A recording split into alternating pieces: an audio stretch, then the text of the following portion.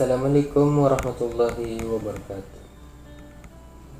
Perkenalkan, nama saya Muhammad Mustanul Hasib, NIM 221210031, kelas Penjas A1. Pada kali ini saya akan membawakan materi tentang dasar-dasar penjas. Pengertian penjas. Pendidikan jasmani adalah proses pendidikan tentang dan melalui aktivitas jasmani, permainan, dan olahraga yang terpilih untuk mencapai tujuan pendidikan.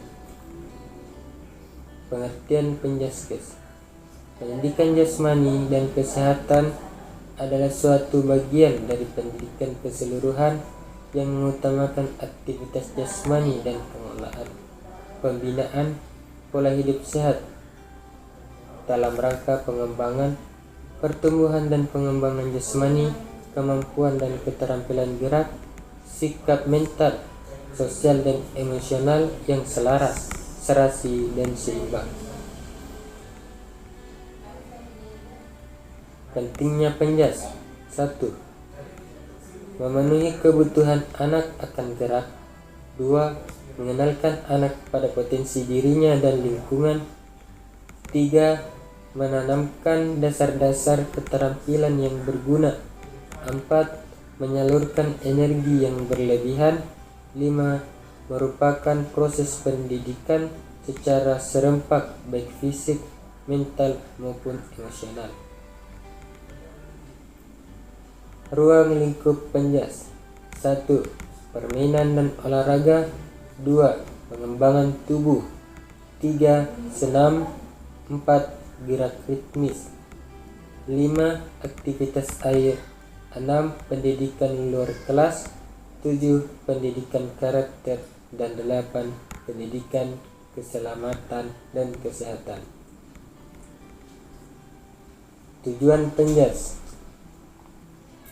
Menurut Anarino 1980 digolongkan menjadi 4 domain.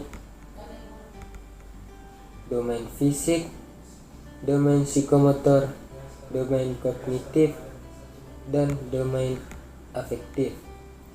Domain fisik. Domain fisik kekuatan, daya tahan otot, daya tahan kardiovaskuler, dan kelenturan. Domain psikomotor, kemampuan perseptual motorik dan keterampilan gerak dasar. Domain kognitif, pengetahuan, kemampuan dan keterampilan intelektual. Dan domain afektif, perkembangan personal, sosial, dan emosi. Ciri-ciri pendidikan jasmani. 1. Pendidikan jasmani merupakan aktivitas jasmani yang dilembagakan.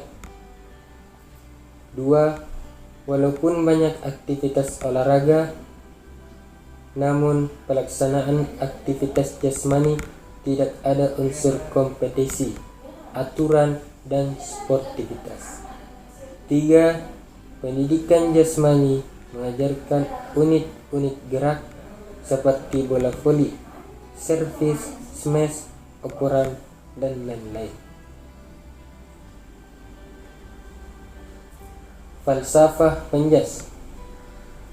Penjas dipengaruhi oleh beberapa aliran filsafat pendidikan seperti filsafat idealisme, realisme, pragmatisme, naturalisme, dan eksistensialisme. Filsafat penjas seringkali berubah-ubah. Untuk itu, hendaknya pengajar atau calon pengajar fleksibel dalam memandang dan menanggapi aliran filsafat penjas tersebut manakala diterapkan di bidang pendidikan. Aliran filsafat. Filsafat dibagi menjadi 2 bagian, yaitu filsafat tradisional dan filsafat modern. Filsafat tradisional. Pelaksanaan penjas pada filsafat tradisional cenderung bersifat teacher center. Sedangkan filsafat modern, pelaksanaan penjas pada filsafat modern cenderung bersifat student center. Psikologi penjas. Dasar psikologi penjas dimaksudkan untuk melandasi teori belajar gerak agar proses belajar penjas berjalan efektif. Faktor yang mempengaruhi belajar: 1. Motivasi, 2. Kedewasaan, 3. Perbedaan individu, 4. Penguat, dan 5. Inteligensi.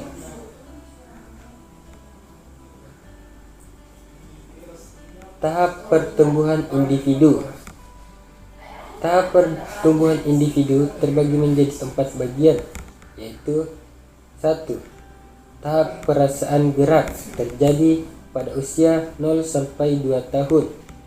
Berfungsinya otot-otot dan indera. 2. Tahap operasional terjadi pada 2 sampai 6 tahun. Tahap perkembangan dan bahasa. Ketiga, tahap operasi nyata terjadi pada 7 sampai 11 tahun. Peningkatan keterampilan gerak. Dan 4. Tahap operasi formal 11 sampai umur dewasa. Kemampuan berpikir abstrak. Sekian dan terima kasih. Wabillahi taufiq wal hidayah. Assalamualaikum warahmatullahi wabarakatuh.